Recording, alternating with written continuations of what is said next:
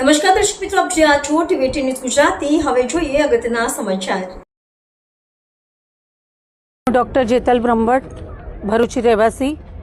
જ્યારે આ લોકોની જે બી કંઈક માંગણી છે એ અયોગ્ય નથી, કારણ કે મેં જાતે ત્યાં આગળ સર્વે કર્યું અને કરવા પાછળનું એક જ કારણ કે ત્યાંના એક રઈસ જે દીકરી છે એ મારા ત્યાં કામ કરે છે અને એ અવારનવાર મારા ઘરેથી પાણી લઈ જાય ને એ કાયમ જ રડતી હોય કે અમારા ત્યાં આગળ કોઈ જોવાવાળું નથી.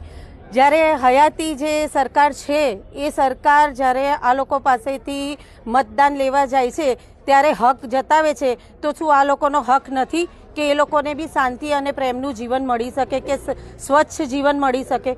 કારણ કે એઝ અ ડૉક્ટર, એક નાગરિક હોવાના કારણે હું એટલું જરૂર કહીશ કે એ લોકોના ત્યાં જે નાના નાના શિશુઓ જે છે, જેના જન્મ થયા હોય, એ લોકો વધારે બીમાર ખાલી ત્યાંની ગંદકી અને ખરાબ પાણીના લીધે જ છે. તો મારી અત્યારની સરકારને એક જ રજૂઆત છે કે તમે લોકો વોટ ખરીદો ના, એ લોકોના મનને ખરીદો, એ લોકોની મજબૂરીનો ફાયદો ના ઉઠાવો. કારણ કે એ લોકો સાથે જ્યારે મારી વાર્તાલાપ થઈ ત્યારે એવું કીધું કે જ્યારે મત લેવાના હોય છે ત્યારે અમને પૈસા કે વસ્તુની લાલચ આપી અને ખોટા ખોટા વાયદા કરી અને મત લઈ લે છે, પણ જ્યારે પાછળથી અમે કોઈ અવાજ કરવા જઈએ છીએ તો અમને એવું જણાવે છે કે તમે લોકો કૂતરાઓ જેવા ભીખ માંગવા શું કરવા આવી ગયા છો. આ શબ્દ જે વ્યક્તિ ત્યાંના રાહીસ રહેવાસી હતા એ બેન કહેતા એટલું રડ્યા છે કે મને એવું થઈ ગયું કે અત્યારે કોઈ સરકાર, કઈ સરકાર પર ભરોસો કરવો એ જ સમજ નથી પડતી. એક બાજુ સરકાર આજની એવું કહે છે કે અમે ગરીબો સાથે છે, વિકાસ કરીએ છીએ, તો શું આ જ વિકાસ છે અત્યારની સરકારનો?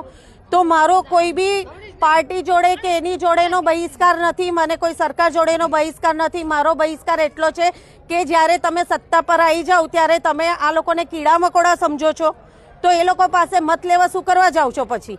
અને એ લોકોને ધમકી એવી આપવામાં આવે છે કે તમે આ જગ્યા પર તમારું બુલડોઝર ફરી જશે ને તો તમારા લોકોને રહેવા માટેની મુશ્કેલી થઈ જશે.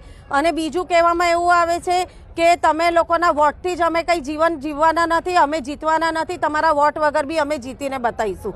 તો કહેવાનો મતલબ કે આ રીતની બેફામ વાતો કરી અને ગરીબ માણસોને દબાવવાની કોશિશ ના કરે. કોઈ બી સરકાર હોય ગરીબોનો વિચાર કરે. તમને લોકોને જે બી કંઈક ફાળો મળે છે એ પૂરતો સરકાર તરફથી મળે છે અને તમે ગરીબોને પાછળ ખર્ચ કરવા માટેની નીતિ રાખો. બસ આ જ છે. અસ્તુ.